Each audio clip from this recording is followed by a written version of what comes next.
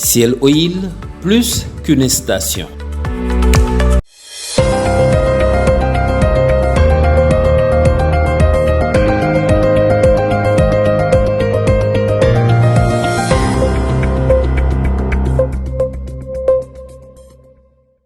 Heureux de vous retrouver, mesdames et messieurs, merci de nous rester fidèles. Vous êtes bien sûr à Ara TV, la presse du jour.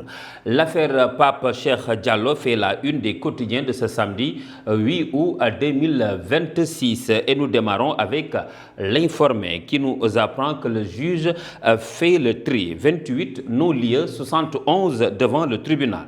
Et le procureur Diko attaque l'ordonnance du juge d'instruction. Soubatel ajoute que le juge a prononcé plusieurs non-lieux. 64 inculpés sont renvoyés en correctionnel, parmi lesquels plusieurs célébrités. En attendant, 23 personnes sont libérées, ajoute Rémi Quotidien. Ce journal nous apprend que ces personnes sont libérées pour insuffisance de preuves. L'accusation de transmission du VIH-Sida et de blanchiment de capitaux est écartée pour Pape Cheikh Diallo, Asjon, Kaderja, Zalmay et autres. Le parquet interjette appel, nous dit ce journal. Pour l'évidence, les non-lieux sèment le doute et l'interrogation après le bruit et la polémique. Ce journal nous apprend également que le procureur Saliou Diko, en désaccord avec le juge d'instruction, saisit la cour d'appel. Il brûle l'ordonnance, ajoute Source A.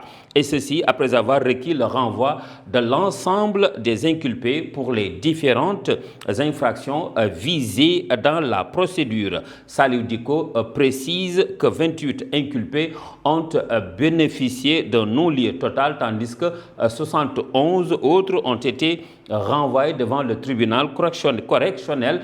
Saliou Diko bloque tout le monde, nous dit grand panel. Selon ce journal, le parquet a interjeté appel de l'ordonnance du juge. La Tribune liste les concernés et met leur photo à la une. Asjon, Kader, Zalmay, Pape Cheikh Diallo, Djibi Dramé sont renvoyés en procès. Rebondissement inattendu sur rebondissement inattendu, ajoute Les Échos. Ce journal nous informe que le juge d'instruction clôture le dossier, blanchit 28 inculpés et renvoie les 71 en jugement. Mais le procureur Diko fait appel et réclame le renvoi en jugement pour toute la bande. Lui, il est libéré après 22 mois passés en prison.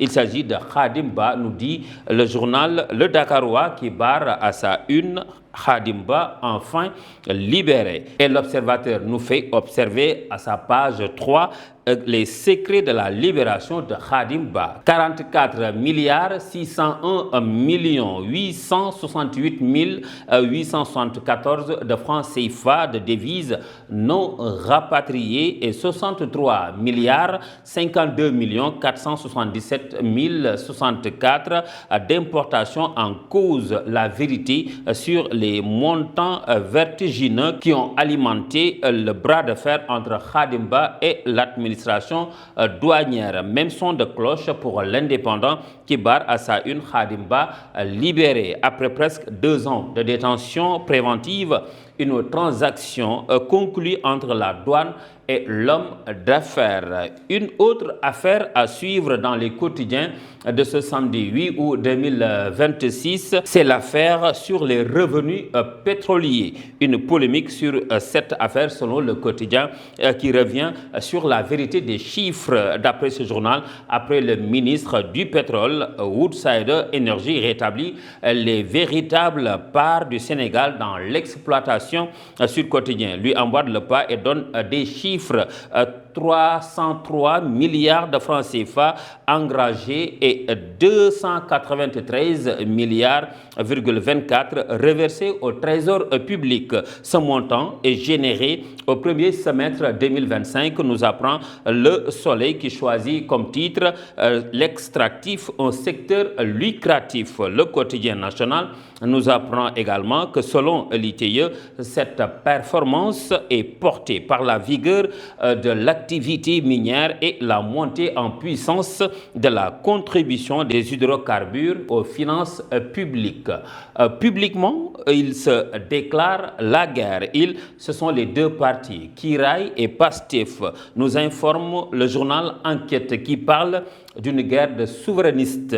Un même mot, deux visions, la rupture immédiate face à la construction progressive. Après avoir uni Diomaye et Sonko, la souveraineté cristallise désormais leur divorce politique. Le Peuple quotidien reste dans ce même sens et parle de 2 ans de gestion avec plus de revers que de performances. Kiraay et Pastef, les senteurs de vote sanction, une spirale de forfaiture, de promesses non tenues sur fond de gouvernance de populiste. En tout cas, Dakar Times nous apprend que Bassirou Diomaye Diakhar Faye incarne une promesse de rupture et de renouvellement démocratique. Ce journal de nous titrer Bassirou Diomaye Diakhar Faye, le sens de l'État. Et pour donner sens à son parti Kiraay, Walf Quotidien nous dit qu'il est à la quête d'un numéro 2. Et ce journal nous donne ses figures de premier plan, dont Mimi Touré. Mimi Touré, que nous allons retrouver à la une de l'As quotidien qui tranche sur les élections locales. Selon elle, Diomaye a toute l'année 2027 pour organiser les élections. Après elle, un autre interpelle le chef de l'État. Il s'agit de Talla Sylla qui donne l'alerte sur un risque de blocage institutionnel sur le journal Scoop. Il invite Diomaye à dissoudre l'Assemblée nationale et l'informateur reprend la même information. Talla Sylla plaide la dissolution de l'Assemblée nationale. Mesdames, Messieurs, c'était tout pour aujourd'hui. Merci d'avoir suivi. Rendez-vous en début de semaine prochaine. D'ici là, portez-vous bien et bon week-end à tous.